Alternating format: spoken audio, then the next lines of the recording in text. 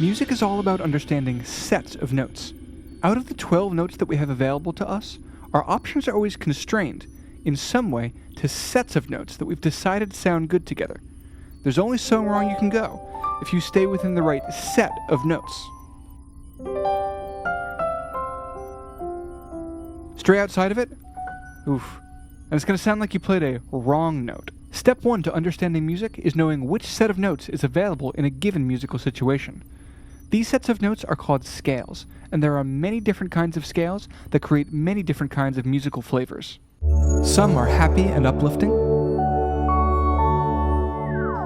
Some are dark.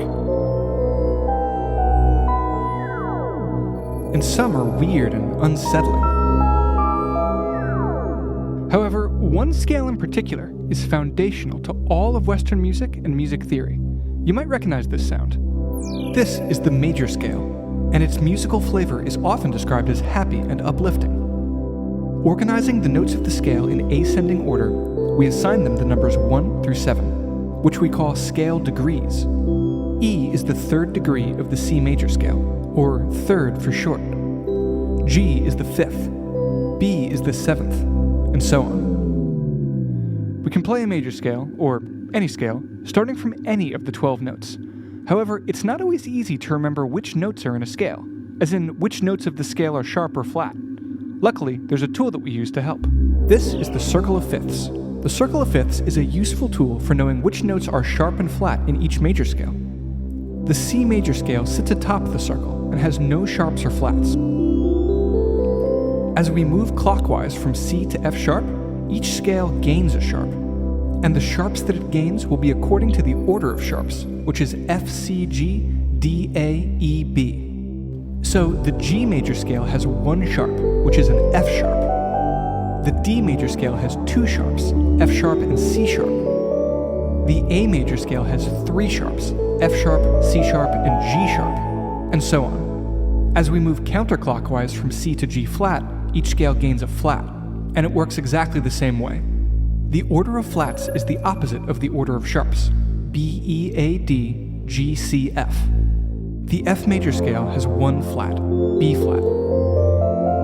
The B flat major scale has two flats, B flat and E flat, and so on. The other foundational scale in Western music is the minor scale.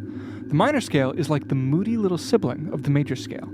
It's often described as sounding sad or longing.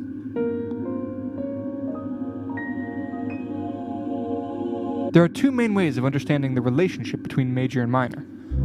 We call C major and C minor parallel scales because they're both C scales. We can make a C major scale into a C minor scale by lowering or flattening the 3rd, 6th, and 7th degrees of the scale by one note, or half step.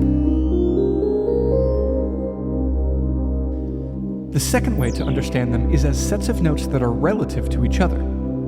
If we start and end a major scale on the 6th degree, the resulting set of notes is a minor scale. Every major scale has a relative minor scale, and vice versa. Okay, let's recap. C major and A minor are relative scales because they're different permutations of the same set of notes.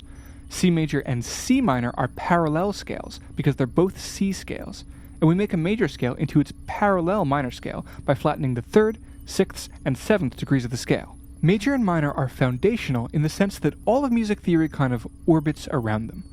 Most songs that you hear will be using either the major or the minor scale as the fundamental set of notes that the song is built from. But scales are just the horizontal axis of music theory. There's a vertical axis too. Let's explore another dimension.